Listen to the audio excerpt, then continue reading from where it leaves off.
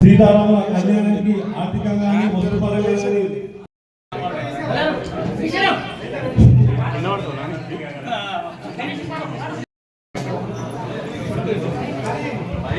జై శ్రీరామ్ అందరికి గారు గ్రామ సర్పంచ్ తర్వాత ఉప సర్పంచ్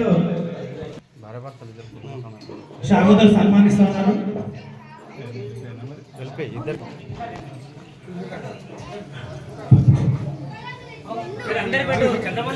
మీరు ఇప్పటికే ముహూర్త సమయం మించిపోయింది మనకి.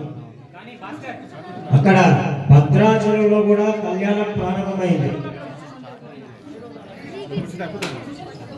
మరి అందరూ కూడా దయచేసి కూర్చోండి. హరి కొద్దిగా ముందుకు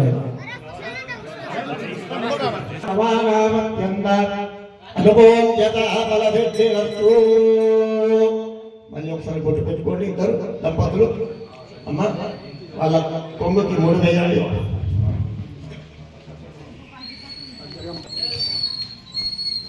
అమ్మ ఉట్టి గట్టకు అక్షింతలు వేయి, కొన్ని బియ్యం గింజలు వేసి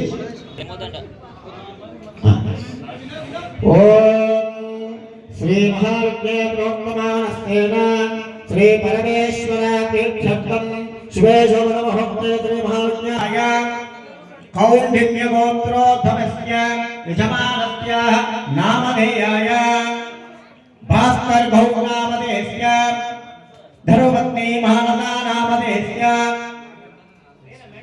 సుపుత్రికా నామ మేఘనా నామధేయస్య హర్షవర్ధన్ నామధేయస్య యశ్వంత్ నామధేయస్య రాణమ్మ యజమానస్య గాలమ్మ నామధేయాయ సహ కుటుంబస్య సమాంధమాన. అక్షింతలు చేతిలో పట్టుకోండి. సమస్త జాపాల గ్రామ ప్రజానేన సకల గోత్రోద్భవే సకల నామధేయాయ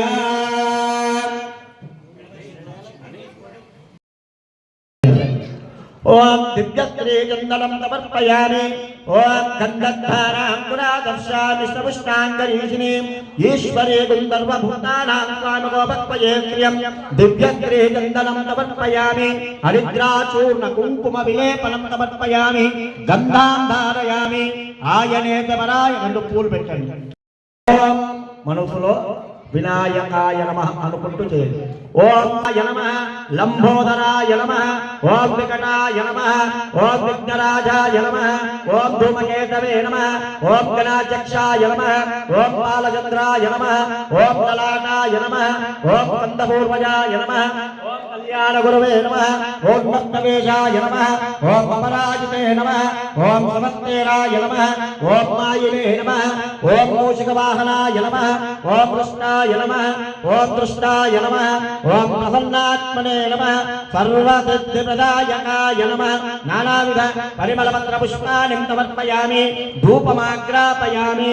ఓం దశాంగం యుగులోపేదం సుగంధం మనోహరం వృణాధర్మదేవేశ ఉమాపుత్ర నమోస్తుతే ధూపమాగ్రాపయామి. సాక్షాత్ దీపం దర్శయామి. ధూపదీపానాంగల శుద్ధ ఆచమనీయం సమర్పయామి. ఫలోదక మహానివేదనం సమర్పయామి. యదా భాగతః యదా దక్షిణ తాంబూలదేవతకపాణ్యం సమర్పయామి. ఉత్తరాపోదనం సమర్పయామి. పాదయోపాద్యం సమర్పయామి. బాజా ఓం గట్టిగా ఒక మేళం. ఓం ఘోరేభ్యో ఘోరఘోరేభ్యరేభ్యః సర్వేభ్యో సర్వధర్మేభ్యో విశ్వరూపేభ్యో నమః. హిరణ్యపాత్రం మదో పూర్ణం దదాతి మదభ్యో. మరి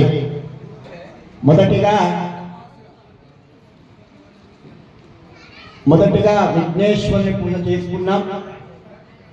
అంటే విఘ్నేశ్వరుని పూజ ఎందుకు చేసుకోవాలంటే ఇవన్నిటి కూడా అధిపతి ఆయననే కాబట్టి. అవునా? కళ్యాణం చేసినా దయచేసి ఎవరు మాట్లాడొద్దు. కళ్యాణం చేసినా ఏది చేసినా మొదటిగా వినాయకుడిని పూజించిన తర్వాతనే, ఆయన ఆశీస్సులు పొందిన తర్వాతనే మిగతా కార్యక్రమం నిర్వహించుకుంటాం.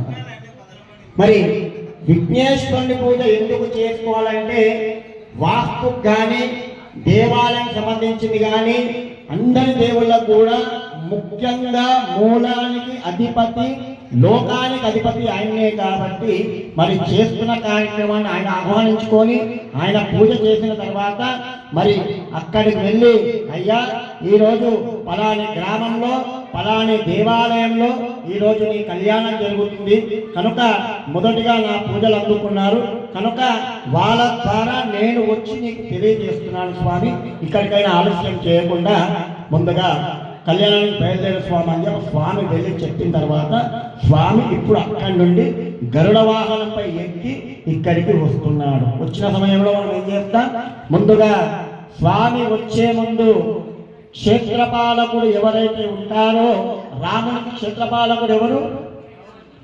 ఆంజనేయ స్వామి. ఆయన ఆజ్ఞ లేనిదే ఏది కూడా జరగదు. మరి రాముడికైనా సీతమ్మ వారికైనా, ఎందుకంటే వాళ్ళ దగ్గరికి వెళ్ళాలంటే ముందుగా ఆయనను దాటి వెళ్ళాలి. మరి కళ్యాణం జరిగిన తర్వాత ఒకరోజు సీతమ్మ వారు సింధూరాన్ని తీసుకొని నుదుటిలో పెట్టుకుంటుంది. మరి అందరూ మనం కుంకుమ ఎర్రటి కుంకుమ పెట్టుకుంటాం కాబట్టి మనకు అది అమ్మవారు సీతమ్మ వారు ప్రత్యేకంగా సింధూరాన్ని పెట్టుకుంటుంటే అప్పుడు ఆంజనేయ స్వామి చూసి, అమ్మ అందరూ కూడా ఎర్రటి కుంకుమని ధరిస్తారు కదా, మరి అమ్మ నువ్వేంటి సింధూరాన్ని ధరిస్తున్నావంటే అప్పుడు సీతమ్మ వారు ఇలా చెప్తున్నామట ఆంజనేయ స్వామి, అయ్యా ఆంజనేయ, మరి సింధూరం వలన నా రాముడు ఎప్పుడూ నిత్యము సంతోషంగా ఉండాలి అని చెప్పి నుదుట సింధూరాన్ని ధరిస్తున్నానని చెప్పింది. మరి ఆంజనేయ స్వామి, అమ్మ సింధూరంలో ఇంత మహత్యం ఉందా అని చెప్పి ఒకరోజు రామధ్యానం ధ్యానం చేసుకుంటూ ఉన్నాడు. మరి ఆ స్వామి నిత్యము ఒక్కరోజే కాదు ఒక్క క్షణము కూడా ఆయన బాధపడొద్దు, సంతోషంగా ఉండాలని చెప్పి అక్కడ కూర్చొని సింధూరాన్ని కూడా తెచ్చుకొని మరి ఆయన శరీరానికి మొత్తం రాసుకుంటున్న తర్వాత మరి లక్ష్మణుడు వచ్చి హనుమంతుని చూసి అడుగుతున్నాడు, ఓయి హనుమ, ఏమి కోతి చేష్టలు, మరి ఎంత హనుమాయితే నీ కోతి చేష్టలు ఎందుకయ్యా అంటే అప్పుడు అంటున్నాడు, అయ్యా లక్ష్మణ, నేను చేస్తున్న కోతి శాస్త్రాలు కాదు, మళ్ళీ నా రాముడు సంతోషం కొరకే నేను సింధూరాన్ని రాసుకుంటున్నాను అని చెప్తున్నాడు. రాముడు సంతోషం కొరకే సింధూరం రాసుకోవడం ఏంటయ్యా? ఎవరైనా రాముని పూజించడము లేకుంటే పాదాభిషేకం చేయడము ఇలాంటివి చేస్తున్నావు, నువ్వేంటి సింధూరం మొత్తం రాసుకున్నావు, భయంకరంగా కనిపిస్తున్నావు అంటే అప్పుడు అంటున్నాడు, నా తల్లి సీతమ్మ రాముడు సంతోషం కొరకు నుదుటిన సింధూరాన్ని పెట్టుకుంది. మరి నా రాముడు నిత్యము ఒక సెకండు కూడా బాధపడకుండా నిత్యము ఆయన ప్రజలను సేవిస్తూ ప్రజలను కాపాడుతూ భక్తులను కాపాడుతూ లోకాన్ని కాపాడుతూ నిత్యము ఉండే స్వామి ఎప్పుడు కూడా సంతోషంగా ఉండాలని చెప్పి ఆ స్వామి అలా మొత్తం సింధూరాన్ని రాసుకొని కూర్చున్నాడు. అప్పుడు లక్ష్మణుడు, అయ్యా నీకున్న భక్తికి నీ తండ్రికి నీ తండ్రి కొడుకులకు ఇద్దరికి ఇష్టం, కానీ మాకు ఎటువంటి సంబంధం లేదు నాయన, అక్కడ నీ తండ్రికి ఇష్టము నీ తల్లి ఇష్టం, కనుక మేము చెప్పే వాళ్ళంత పెద్దవాళ్ళం కాదని చెప్పి అక్కడికి లక్ష్మణుడు సాష్టాంగమంతా రాముని పూజించడం అనేది ఎంత గొప్ప విషయం. మనం అందుకనే మన ఇంట్లో కొడుకు పెళ్లి చేసిన బిడ్డ పెళ్లి చేసిన ఏమంట, అల్లుడు ఎప్పుడు కూడా రాముడిలాగా ఉండాలి, మన ఇంటికి కూరలు వచ్చిన అల్లుడు వచ్చిన ఏమంటాం, అల్లుడు రాముడిలాగా ఉండాలి, కూరలు సీతమ్మ వారిలాగా ఉండాలి, ఎప్పుడు మీరిద్దరిలాగే అన్యోన్యంగా దాంపత్యంగా కలిసిమెలిసి ఉండాలని చెప్పి మన తాతలు ముత్తాతల కాలం నుంచి ఇదే చెప్తుంటారు. అవునా? చాలా మంది ఏం చేస్తుంటే జుట్లు విరమోసుకొని బొట్లు లేకుండా మరి అలాగే వెళ్ళిపోతున్నారు. ఏంటమ్మా ఇలా వచ్చారంటే ఫ్యాషన్ పంతులు గారు, నిజంగా ఫ్యాషన్ పంతులు గారు ఏం చేస్తామని చెప్పి కాలం మారుతున్నా కొద్ది మనం మారడం మనకే చెప్తున్నారు పంతులకి. మరి అలా కాదు కదమ్మా, మన ధర్మం ఏంటి, మన సనాతన ధర్మం ఏంటి, మన పద్ధతి ఏంటి, మన హైందత్వం ఏంటి, మరి మన ధర్మము మనం ఏం చేయాలి, మన తాతలు ముత్తాతలు ఎలా ఉన్నారు, మన నానమ్మలు ముత్తమ్మలు ఎలా ఉన్నాం, మన పెద్దవాళ్ళు మరి మనం ఎలా ఉన్నాం. అవునా? ఈ మధ్య అన్నయ్య పిల్లల mummy and daddy, grand father and grand mother, ఇదే మనం నేర్చుకుంటున్నాం ఈ మధ్య. కానీ అది ఎప్పుడు జీవితంలో పనికిరాదు. ఇంగ్లీష్ మాట్లాడాలని ఎప్పుడు మాట్లాడాలి? కాలేజీలో ఉన్నప్పుడు నీ తోటి స్నేహితులతోటి నీ ప్రిన్సిపాల్తో మాట్లాడుకోవాలి, లేదా ఒక ఇంటర్వ్యూకి వెళ్ళినప్పుడు జాబ్. అవునా? మరి మన పిల్లలకి కూడా ఫోన్లు దయచేసి పిల్లలకి ఫోన్లు ఇవ్వడం బంద్ చేయండి. పిల్లలు ఫోన్ అడిగినప్పుడు ఏం చేయాలి, దాంట్లో హనుమాన్ చాలీస పెట్టి ఇవ్వండి.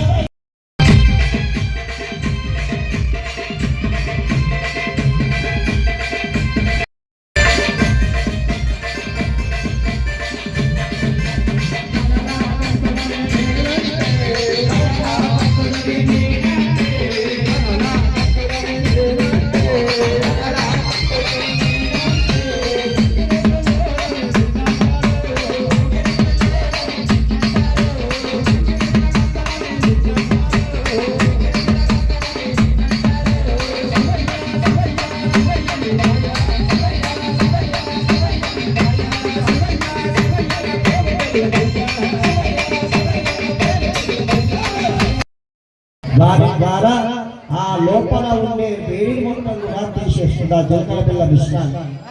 మరి ఈ జీలకర్ర బెల్లాన్ని దేవుడి కళ్యాణంలో దేవుడు తలపైన పెట్టిన తర్వాత తెల్లవారు అంటే శ్రీరామనవమి తెల్లారి ఏ దేవుడి కళ్యాణం అయినా తెల్లవారుజామున అయ్యా మరి జీలకర్ర బెల్లం ద్వారా ఈ జీలకర్ర బెల్లాన్ని ఎవరు తినాలి అంటే ముఖ్యంగా కళ్యాణం కాని వాళ్ళు